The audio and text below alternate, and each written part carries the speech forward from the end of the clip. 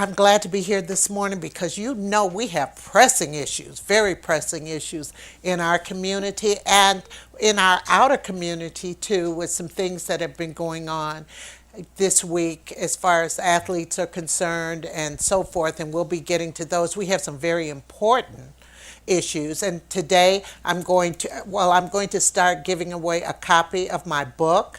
I'm going to perform a poem from it, and whoever calls in can get the book. Awesome. And first, I'd like my co-hosts to introduce themselves. Hi, I'm Cheryl Ajmu, owner of the Ajmu Group. We produce the multicultural media launching during the Detroit Auto Show. Hi, everyone. Dr. Rose Moulton, author of Bloom 7 Steps to Personal Transformation. Good morning, Tamika Ashford, president of the Ashford Agency, a boutique PR firm. On this day, in 1945, Frida Payne is born in Detroit. Frida will become popular as a recording artist who scores big with the 1970 hit Band of Gold. She's still singing it too, and she still looks good. She's Wow.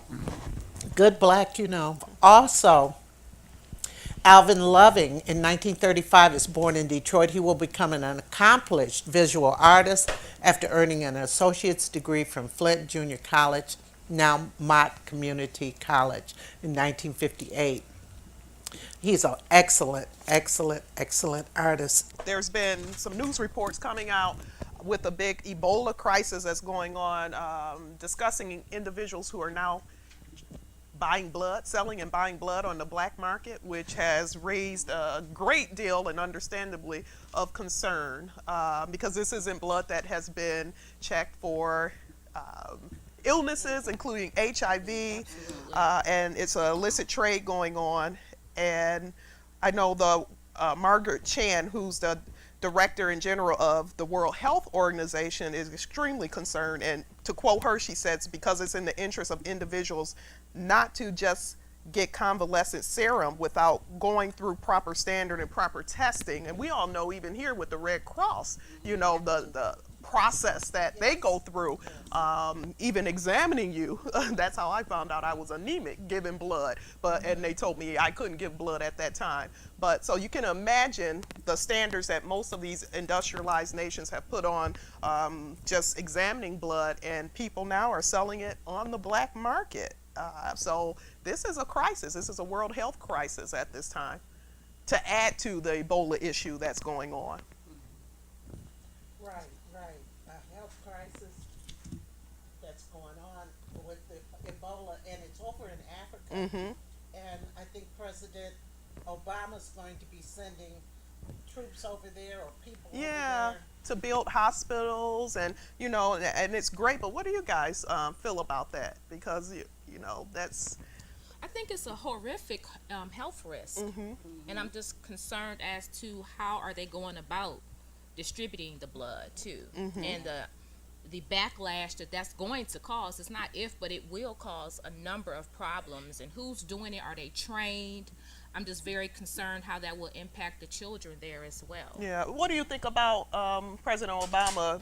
You know, dedicating millions upon millions of dollars to go over there and build the facilities, the hospitals to I help think we combat have this. to. I think we help every other country, and so I certainly think we need to help Great Africa. point. So we help everyone else, and it's needed, and we have to do it. Yeah, We yeah. have to do it. And it'll be interesting to see if there's a lot of criticism with this. Like you just said, Tamika, we're always helping Absolutely. other Everybody countries, else. and Africa has been kind of like the stepchild Absolutely. continent of the world. there. Haiti, Yeah. Africa, So many yeah. people have died. Yes, yes, And you don't want it. The other thing is you don't want it to spread. yeah, exactly. So that is an issue Yes. about the risk of how will they implement measures to prevent themselves from being infected Right. when they go over there. We'll see. But Ebola has been around for so long, and it's just interesting. It's not that it hasn't killed people, in the past and continuously in this continent, but I think it's garnering so much attention because of the aid workers who've been afflicted and the fear of, it spreading outside of Africa and becoming an epidemic in other countries. Wow. And I I don't want to say I'm playing devil's advocate, but it's ironic to me that Africa is one of the wealthiest countries with diamonds, and yet they're the poorest in infrastructure, roads, hospitals, when there is so much wealth there. What does that say about the people who are in charge in these government positions? You mean around the world or there? Just in Africa alone, just with diamond mines and all. I mean, it's a wealthy continent. Yeah, absolutely. But why is it that it's so poor? They should be, everybody should be rich there because there's so much wealth there. It's a great divide. Natural, like you said, natural resources are Right. there. I know I was listening to Steve Harvey over the weekend in an interview he had, and one of the things he was indicating was it was part of his plan to dedicate a lot of, to raise money and dedicate a lot of his time and his efforts as a humanitarian, as he goes into that direction, Right. into building the infrastructure Absolutely. in Africa. And you don't hear about too many people discussing that. So, No. he's been there and sees it's a great need. That Yeah. the reason they're so poor, they don't have roads to, simple things like Yes. the roads have not been built for them to transport goods from one place to another. Right. And like you said, the great divide, the people who are making all the money off these awesome resources, Right. they want to keep it to themselves. They may not be interested in spreading the wealth. Yeah. Or absolutely, but it's so sad because they talk about people waiting to die. Yeah, yeah. Horrible. It's horrible. Very unfortunate, very Horrible. much. It's horrible. And why Africa? Yeah. Now, the Equal Pay for Equal Work bill. Yeah, we see once again the Republicans, it was unanimous that they blocked the equal pay bill. And I Amazing. think it's very, again, ironic. We know that women make 77% of what men make out of 100. But you know what? I add my own Tamika equation to it. In the African American community, I believe it's less than that. I It deduct is. the actual 20. So if Caucasian women and other groups are making 77, I believe women of color may be making 50. Would you agree with that, Cheryl? Yeah. Somewhere it's less. Yeah, It's less. absolutely, Yeah. absolutely. So once again, it shows a complete disingenuous concern for the American people, for the constituency. I always find it ironic as to how they came about coming to that conclusion that it was going to be unanimous to block the vote. It would be very interesting to see how they would be able to survive on making 40,000 or 50,000. Sometimes I feel as if the Republicans are out of touch as it relates to what the cost of living is, what it is for rent, car note, expenses, groceries. But I think that when one is making six figures and you have great health care benefits, you are out of the loop. Guaranteed, Yeah, yeah. so absolutely. And also, if they pass this bill, it would ban salary secrecy in which employers prohibit or strongly discourage employees from discussing pay with others, thus making it difficult for women to discover unequal practices. This is like going back like Yes. 40, Yeah. 50 years. I This is mean, unbelievable. God, we might not have the right to vote. I mean, really. This is- Taking away all types of rights, right, from women. This is not going to do much for the Republicans. Election time, they really scramble to try to attract the middle class population or people who have traditionally been Democrats. They want to attract that person into their party. However, it's like when you do things like this, it doesn't do a whole lot Yeah. to make people think, okay, these people can relate to me. But, the Democrats are going to have to publicize this too, Yeah. because if people don't know, what are they going to Absolutely, My absolutely. concern with the Democratic Party has always been, especially for the last 20, 30 years, I feel like the party is very laxed. I feel like they have just taken a back seat, have been very quiet. Even when you look at the jobs bill, it'll be interesting to see what the Black Caucus has to say next week during their conference. I mean, we have to hold people accountable, even the ones who look like us. And so from the jobs bill to the equal pay bill, there has to be some accountability. Right. And again, why are the Democrats so quiet? Yeah. I just don't get it. Yeah. They've been quiet for For- the last yeah. 2 terms of Yes. the president's administration. And- I just was disappointed in it because I don't hear anything. They always send things in the mail asking for money, but They're not Other quite than about that, huh? I don't really hear. And it can't be, reactionary when election time comes around. Then Yes. you want to bring up all this stuff. People have a very short memory when it comes to this, and they need to really get on, publicize this, Yes. criticize this, bring it to public light, and keep it in the public light. I mean, women, we are a huge voting base.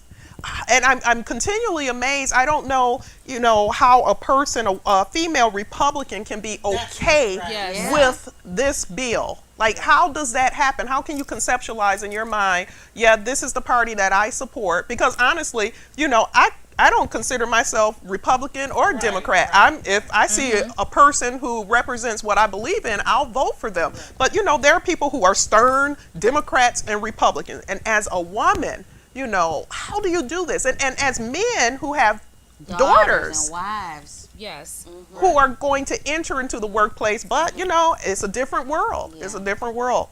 And I always say, take them back to what their original platform was. Most parties that run, they always say, I'm going to fight for you. I'm going to fight for equal pay. So bring that speech back up as to what they said and make them remember. Bring it to their remembrance as to what they said. I'm going to fight for you. So if you're going to fight for me, if you're going to fight for your constituency, how is it that you're going to block this equal pay bill? And that's a legitimate question, too. Well, on our next topic, we have the food stamps that cut is going into effect. And it will affect a lot of people who are on food stamps, who get their food stamps to feed their children. Everybody isn't a fraud. Yeah. Right. We know they're out there, but everyone isn't. Yeah. Yeah. I just don't understand it. They're for the corporations, but then they're not for the people. Mm-hmm. And the other thing is, we have governors who are democratic governors, going back to that party system again, who are trying to prevent this, though. That's what's so good, because Governor Deval Patrick said when he announced his state's move, he said government's rule is to help the people help themselves, and these steps are necessary to help our most vulnerable residents and families meet their most basic needs. Yeah.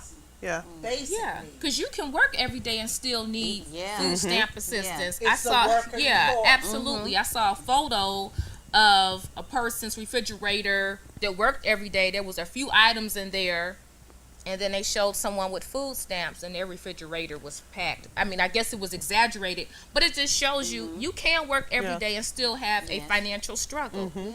Right. to make ends meet. Oh, you're So it doesn't absolutely necessarily mean, I think that there's a misconstrued perception that a person that receives food stamps is laying up in the bed and not really doing anything or contributing to society. Obviously, you do have cases like that, but I would say a great deal of these persons are Working out here class. working class, maybe working 2 jobs. But when you're working 2 jobs, maybe it's minimum wage, it can be difficult to keep the rent, the mortgage, the car, the children, the heat, and the list goes on. Oh, and of course, groceries. Right. Which are Yeah. constantly going up. But Oh, you have to yeah. feed the children are the ones who are really, we are going to suffer in this, because we live in a country where there's still children going, they say 1 in 5 children are going to bed hungry each night. And then they're going to school, and if they're not, There's so many receiving schools free now with lunches, a food yeah. program. We were talking. I had Mayor Brenda Lawrence on earlier, and we were talking about how they've been defunding so much of education. Well, part of it goes into those breakfast programs for these kids, because it's nothing worse than being in a class and you're hungry. Yeah.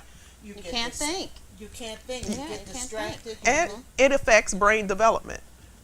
Chronic hunger affects brain development. So now you're going to have learning disabilities added to that. So it's just an unfortunate domino effect that it can create. And this is a whole nother issue, but you think about, I see posts where it says America's the only country where you can commit a crime and get health care, free health care, 3 meals a day, a place to eat, you know, albeit What they call prison, 3 hots in a you cot. know. Yeah. But the kids and working class are basically in their own economic prison and Well, unable you to know, get the out of it. Prison system has a lot of vendors who are making a lot Yeah, of money. absolutely. off the prison system. And that's a whole nother topic we Yes, can that's talk. a whole Bob nother- Barker is a huge. He makes millions upon millions of dollars. When Bob I worked, Barker? when I The worked in the, president, right, I Bob worked in the jail system for a while, and so the soaps, some of the soaps yeah, like some $1 billion. toothpaste, everybody knew. You know, Bob Barker was like this was his business. Yes. And if you go online and even Google it, you'll see he makes a ton of money. More than he makes on Price is Right in the prison system.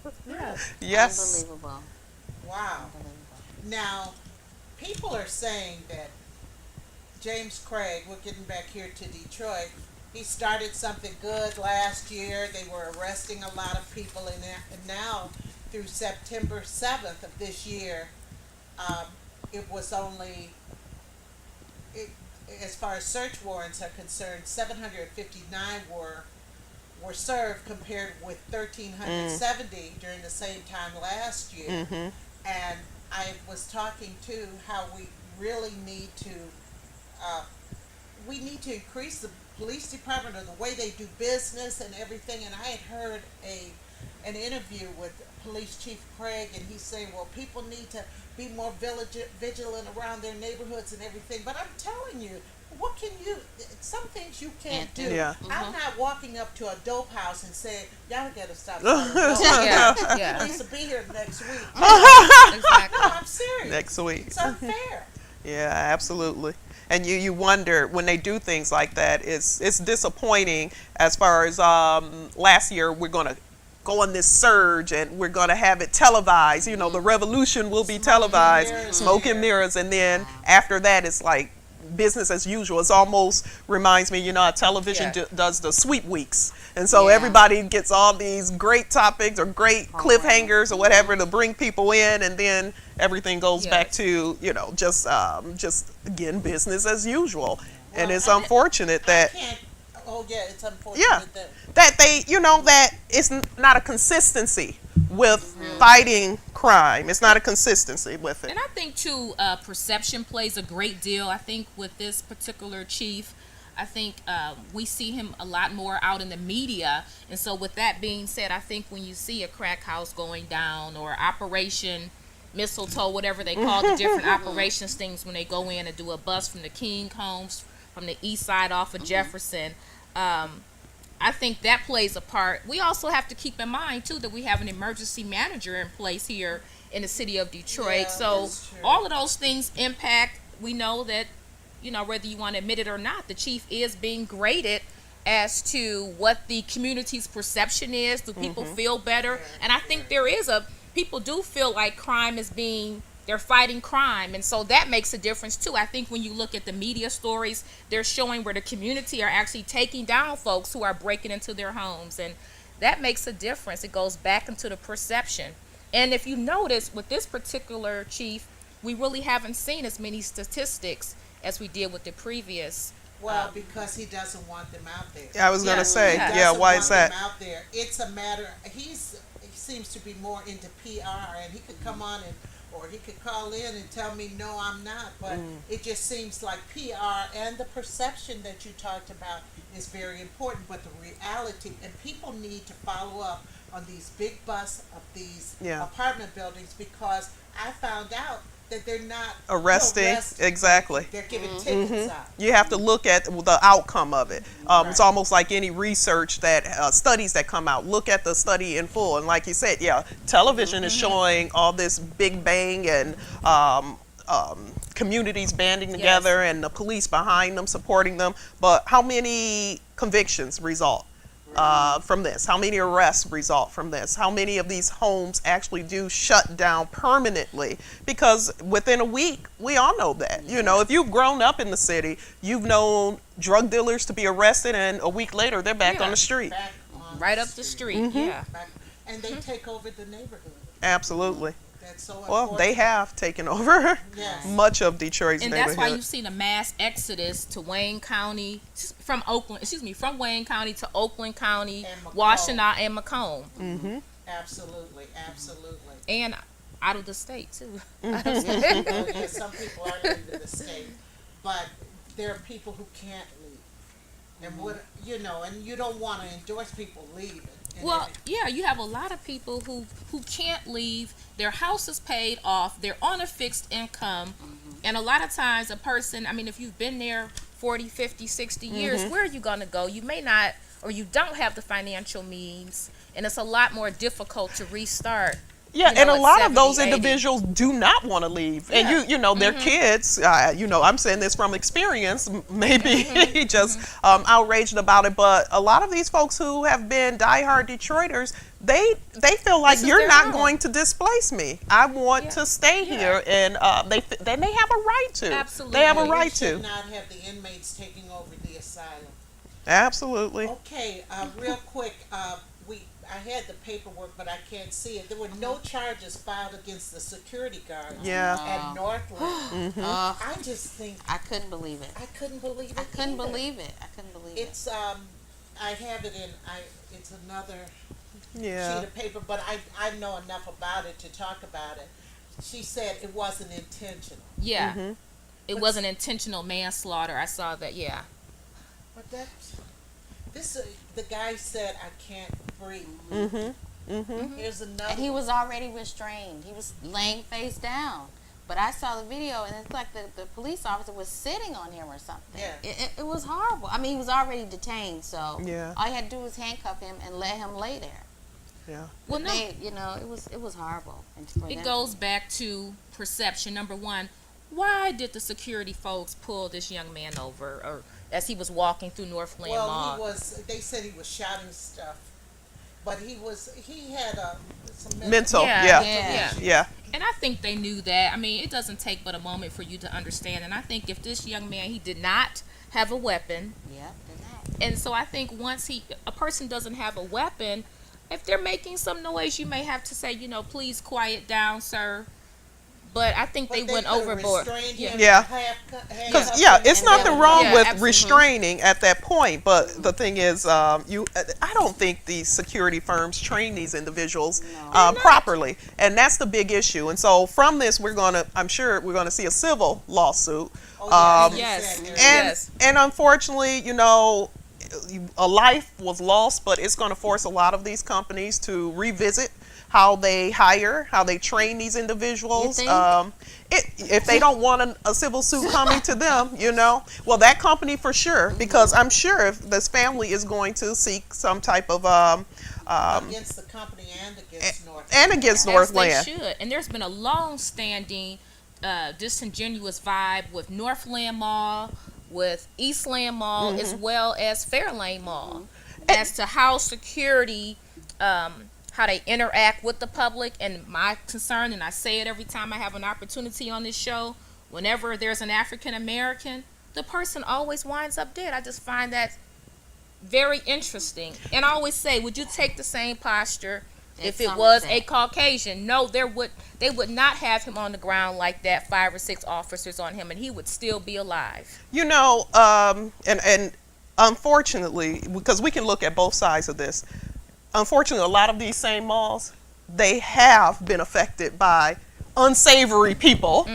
going out there and running away some of the businesses. So you go to Northland, and I remember in high school when I would go out there, you had all these major retailers out Yes, there. yes. And that is no more. And oftentimes that's because of individuals coming in and really running consumers who are paying money, just like we said, running people Theft out of the is a city. major problem, So we yeah. have to, there is a need for people to police these malls, because and it's not a black or white thing, oftentimes because we're in a city that's predominantly black, it's mentality thing where people go out and individuals who were once able to go to the mall during the day or what have and not be have to face the yelling or the profanity or behavior that's unsavory. Now they don't want to go out there anymore. And this is what happened to Northland. This is what happened to Fairlane. We have Miss Webster on the line. Good morning, Miss Webster. Good morning. How are you? I'm fine. That's good. Did you have a comment? Yes, I have a comment as far as those security guards. Do they have any training dealing with, like, say, for instance, people with mental illness at all? We were I saying mean, that's we a big didn't think so. concern. I doubt very seriously that that's part of the training because, again, these are low-paying jobs typically, and they're not going to invest a lot of the time in the training for like mental illness or even proper restraining. But this situation hopefully will bring that. And to light. it's going to come with regulations. It That's has good. to be from the government or something, that there's some kind of regulation that you Yeah, have. because a lot of the mentally ill are misunderstood, especially when they're out in public. Yes. You know, Yes. I have group homes where we deal with them on a 24-hour basis. And when they go out in public, sometimes they're just excited to get out, Yeah. to be in the public, to talk to people, and sometimes people can't handle them. It's not that they're out there to annoy them, it's just they're excited to be out in the community. And the general public does not understand that. No, And you they bring don't. up a great point. I was out with my daughter a few weeks ago, and there was a young boy, and he was just, towards his mom, being very loud and demanding. And I knew right away that this kid had some developmental issues and potentially was autistic. But the people around, you could tell they were unaware of that. And people are looking like, look at that mother, and, why don't she do something with this kid? And this kid, he was just, he even came up to my daughter and I, and look at my jersey. Look at my jersey that I'm wearing. Just having conversation, and we engage with them because my kids are aware with what I do that this person could not control this. And I see this oftentimes many places, even in airports, where people who have mental impairments are looked upon, frowned upon, or even, unfortunately in this case, attacked and end up losing their lives because people don't understand how to handle those situations. And this is not someone who necessarily is a potential threat. It's a very rare occurrence that a person with a mental illness is going. It's a rare occurrence. However, people immediately take the defense because they feel very threatened by behavior that they don't understand. Yes, because I've been doing this for over 20 years, and I haven't had any incident to where any of my clients fight or anything out in public or anything, and it's so sad to see how they treat them when we go out. Yeah. Or when my staff takes them out. And it's sad to hear about the young man, at Northland, because he had a mental illness, that they wasn't trained or they didn't have a supervisor that can, overall give them a view of, look, this is a person with mental illness. Sometimes if you just talk to them, it didn't have to go that far, I think. Absolutely. Thank you, Miss Webster. Thank you. Thank you. Okay, we're going to go on to our social issues. This is news as well as social issues. First, Mr. J. Rue Campbell, the young man from Cass Tech who had thrown down the security guard in January, and he had just served his 60 days, and they did not expel him from Cass Tech or Detroit Public Schools. They allowed him to come back when it's known in most districts, if you bother a staff member, if you assault them, you're gone from the school district. Well, they let him back in, and someone said, well, did he hear about Ray Rice? Because he goes back in and he's accused of grabbing his girlfriend's phone, not letting her have it, and he looked through and he saw messages and everything, and that he put his hand around her throat. It was like choking her. Yeah. Any comments? Well, I'm very concerned once again for a couple of reasons, as an alum of Cass Tech, as well as being on the board of directors for the school. And then two, he could be my son. So I'm very concerned with him being a young man here and possibly destroying his life. And I really was very vocal at the meeting last night. I do feel like I don't think he's going to be able to come back to the school, but neither here nor there. I still feel like there needs to be some type of wraparound services for this young man. I don't feel like we need to just completely give up on him. This is the first time that the school has ever had a situation like this. Normally, if there's a problem, it's because of finances or academics. Maybe the person can't keep up academically, but we have never in the history of the school had a situation like this. So I just hope that clearly he needs some help, because he has some problems, and I'm sure the doctor here can address that. I thought they were supposed to be giving him anger management course. Oh my Was God. that? I mean, I'm just saying, oh my Or God. something, some Yeah. psychological Oh, assistance. Lord. They did not. No. I'm sure they did, Oh. but that is It not doesn't happen necessarily. like that. Yeah. Well, Yeah. yeah, I know, but at least some kind of improvement. It doesn't sound like there's no improvement. There's several issues. There's several issues going on that are not being discussed, and let's even he's now also being investigated for an assault that happened before he was even released from jail. That happened inside the jailhouse. Okay, what that tells me as a psychologist is that this is beyond behavioral issues, and this kid is just a bad kid. And I see people online, he just didn't get enough, I guess, Adrian Peterson whoopings in his lifetime or what have you. We're looking at, and this is just from my professional experience of years, where you have people who are not able to control their impulses. It's very likely this kid can have some long-standing head injuries. Look what he's doing. He's been playing football since a kid. When you have individuals, and the NFL is sweeping a lot of this under covers with all their players who are ending up in the limelight now because of being charged with domestic violence issues. There are tons of head injuries, traumatic brain injury issues, and that doesn't have to be injuries where people ended up in the hospital. You get knocked around in the head enough, it affects your functioning. And I have clients, I've treated clients for years that I still treat. I have some clients that I've treated for 15 years. 15 years, because this is not an issue that gets better. It's all about maintenance. It's all about helping them understand why they can't control their impulses. When a person has that many, just makes that poor decision, who gets out of jail and a few hours later attacks someone else? That tells you that this is not rational thinking here. This is something else going on. And when we talk about, I'm not going to get all into it, but frontal lobe damage or the head injuries, it affects a person's executive functioning. It affects their judgment, their social judgment. If you remember way back when Ronald Reagan, the assassination attempt, Right. and one of his aide members who recently, I think, passed away, Yeah. Brady was shot in the head. And he recovered. He wasn't able to walk again. He was in a wheelchair, but he recovered, or so we thought. But he stayed out of the public eye. And the reason he stayed out of the public eye is because he sustained damage to that area that controls impulse, that controls judgment. And he could not control his impulses. Like, he would blurt out things. Right. He would cry uncontrollably for no reason at all.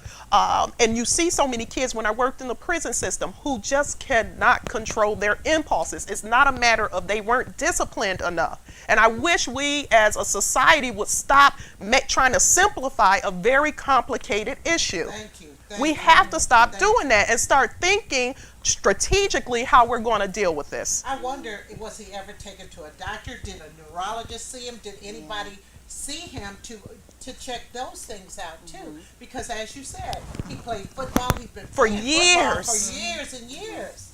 For years, and they're just now in football, and especially in the schools, elementary, middle, high schools, now starting to implement more strict rules when it comes to the helmets, when it comes to injuries and taking kids out when it seems like they've been hit hard. Too, to kind of piggyback on that, I saw a story where some school districts do not have the funds to get these helmets.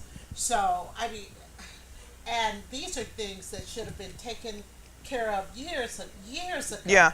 But at least now it is coming to the light that the Professional Football League, how many players left with their brain damage? Yeah.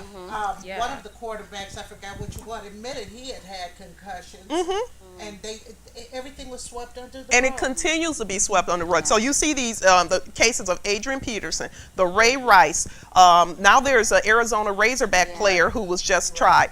Like, okay, we know domestic violence Yes. exists outside of the NFL. We know that it exists with the everyday people, but you're going to have a higher incident of these type of maladaptive behaviors among people who continuously sustain head injury. And It's part- going to happen. Part and parcel too is the fact that we got to take some of that back to the family. We have to take some of it back to the teachers, or like in this young man's case, the coaches who saw this bad behavior, gave him some kind of punishment, because he sat out for a couple of games Yes. before because he wasn't behaving right.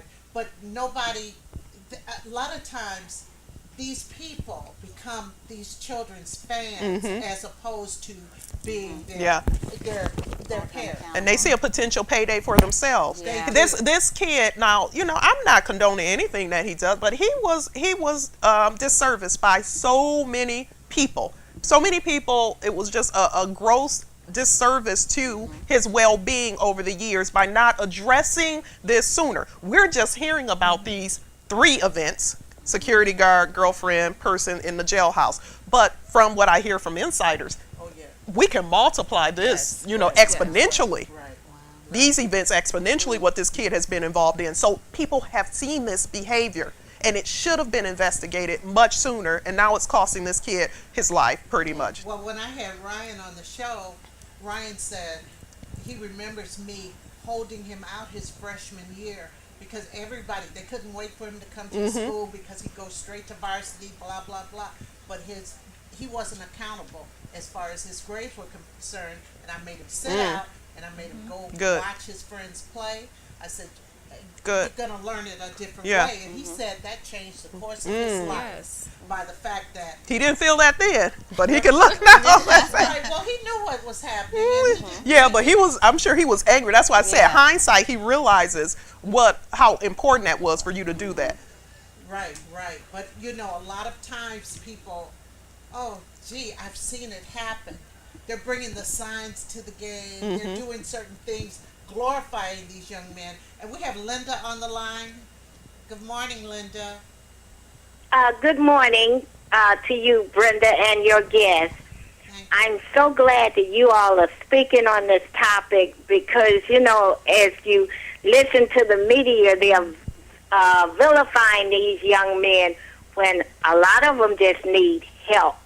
You know, you train them to go out there and knock the hell out of each other, and then you put them back out there in Absolutely. society and think they're going to adjust. Well, it's just not that easy. I have a friend that used to play professional football, and he's in a lawsuit now about to get paid big bucks because of the injuries that they sustain from playing football. And so, you know, I just think it's so sad that's what's happening. Instead of getting these young men help, we're just trying to destroy their livelihood, destroy them. Ja Rule needs help. Yeah. And you see that. J. Rule, whatever his name is, he needs help. And you can see that he needs help. And he's crying out for help. Yeah. And we just need to wrap our arms around him and help him. Now So more thank than you for ever- taking my call. Yeah. Thank you. Now more than ever. Yeah. He needs help. And let's go to, you know, Adrian Peterson with his whooping of his son, which it drew drew marks and stuff too. Oh, And It's- then On- his and on mother, his- then his mother said, well, he got to be, that's how we raised no, him. before his mother spoke out yesterday, I was having a conversation with someone, and I said, I want to know where the grandmother's at, because grandmothers don't, if they hear their grandchild has been beaten, They are Yeah. coming. They out for blood. You know, I don't care if that's their child that did it or not. So when his mother came out and defended him that way, it was like, oh my God, this is just systematic right here. But the kid had marks on his scrotum too. So you know, did he force him to, you know, strip? Because again, this is that slave mentality of discipline that. I mean, why are we adopting discipline that was imposed on us as a form of control, and we proudly say this is what we do as a culture? I have been so embarrassed with just listening to news stories this week. I'm ready to defect because it's just like I'm hearing these stations, you know, news stations, white news stations or what have you, discussing this, and they're talking about, yeah, he had his son get a switch. And for those of you who don't know what a switch is, and it's just like, oh, the horror. Like, this is just horrible. And we got to stop simplifying everything. It's easy to beat a child. It is so easy to do that. What's complicated, and a 4-year-old child, what's complicated is to be more strategic in your punishment, not allowing a person to play for a year. You know, coming up with some other strategy than just to inflict physical harm on a 4-year-old child that leaves marks all over his body is ridiculous. Let's go to a little bit of history. Now, my mother would have been in jail. Yeah. I'm going to tell you, back in the day, she came from the South. She was an only child, ironically, who never got a whooping, but she figured that would be the way. She never learned. And Never, exactly. And she was Educated, yeah. and she never really learned. So the extension cord was her weapon of choice. And I would go outside. I had the little webs on my arms and everything, and I didn't learn. This is the point I'm trying to make. I still said, well, how can I still do this, but she not find out? So it didn't take learning. It was other things that you could do. And we as a culture, as you said, Rose, we'll be in a store, and we will whoop our kids in the store, and we will see other ethnic groups there. And we say, oh, look at that, the kids running wild and this and that and the other thing. And they don't. And we always complain that they had timeouts. No, but Brenda, that article, and we have to get on this before the show is up. That article made a great point that when I taught at the college, I made to my students. Because you see those kids running around, and the parent isn't saying anything, and they're exploring, and they're bouncing here, bouncing there. And one of the professors asked one of the in the article, what is his mother's response telling him about his place in the world? That he can go out and explore. That he can go out and try. That what is the response that historically our culture is telling our kids? Sit your butt down, don't speak, be seen and not heard. When I taught at the college level, and it was majority, Caucasian students. The black students were the minority. When we would discuss about parenting styles, they would all say the same thing. I whoop my child, tell him don't talk to adults when they're around. And I would say, well, what are you telling this child? You're teaching him that he doesn't have a voice. You're teaching him that he cannot go out and voice himself amongst other people. And you're giving them a disdain for authority. A disdain for authority. All of those things. And so as they become adults and you wonder why their reaction may be violence, their reaction may be initially, just frustration about feeling like they're not being seen or heard, because that's the way they've been conditioned to handle the situation. In my book, I talk about how we have to stop being cognitive misers. And what that means, we have to stop not thinking. Okay? We don't want to think. We want the easy way. It's so easy, like I said, to just whip a child.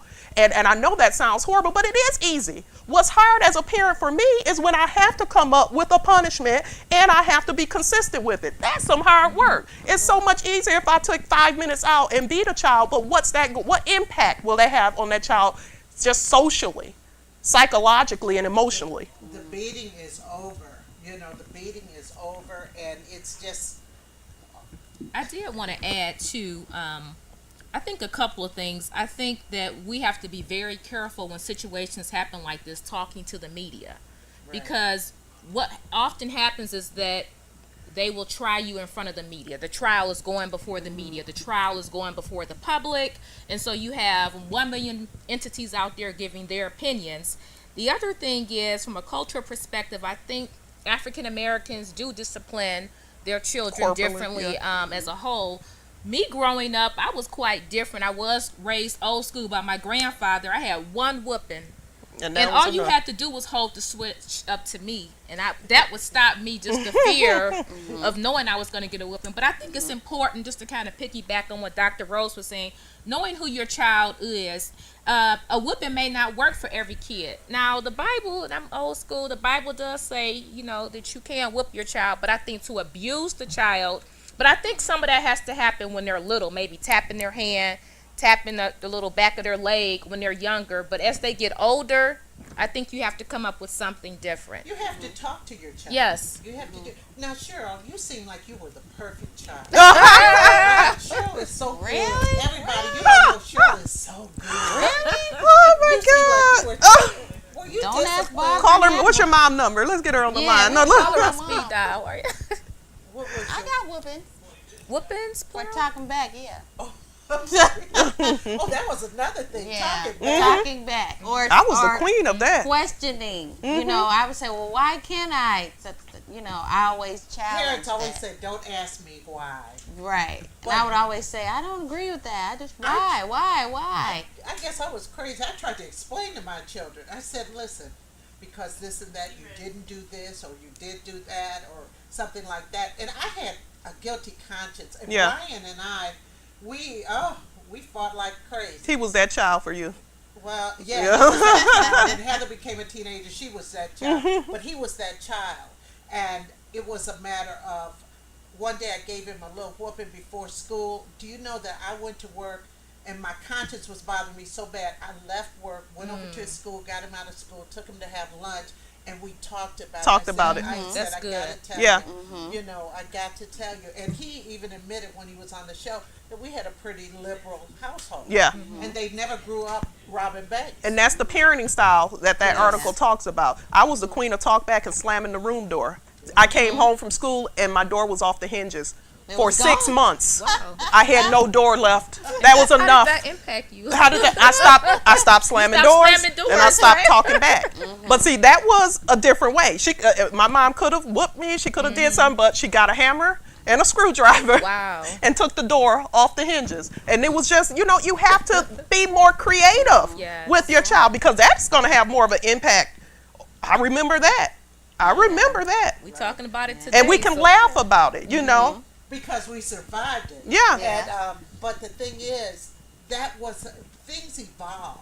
You don't have to do that. Absolutely. you Let's just- evolve. Yes. Let's evolve Yeah. and let's get past these switches and evolve, people. Come on. Talk to your kids. I mean, a lot of people don't want to talk. Boy, I'm watching a football game. Kids come to you and everything. And they usually come at the most inopportune time anyway. Yeah, well, Yeah, I that's, have nieces. They do it all the time. well, if you get on the phone, that's the time when your kids gonna come when you're on the phone. Yeah. You know, my other concern about the whoopings and things is that a lot of times a parent may whoop the kid when they're angry. And so when you whoop someone when you're angry, maybe you're worse. going to throw a couple of extra lashes on that whooping because you're operating out of anger.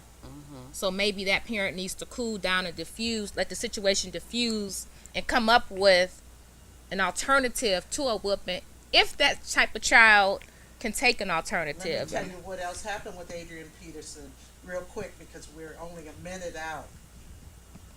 Is the fact that they said he has so many children that he won't give the number of children. He's not married. He has like 3 baby mothers or something. His son was killed last year. What? That was the one whose son was killed by the boyfriend. So this is just systematic abuse. You have a child who was just killed by your former, girlfriend's boyfriend, and you're going to beat your current child? I mean, But like you said, these athletes, a lot of them, they are not getting help, and they're in on one day a week. Well, they practice all week. They are charged with fighting. Yeah. On the, Yeah, we give athletes too much credit. We give them way too much credit. We gotta go, guys. Oh my gosh. Everybody, we'll do the book next week. And thank you all for joining us on Table Talk. See you again next Friday. Thank you. adios, everyone. Talk about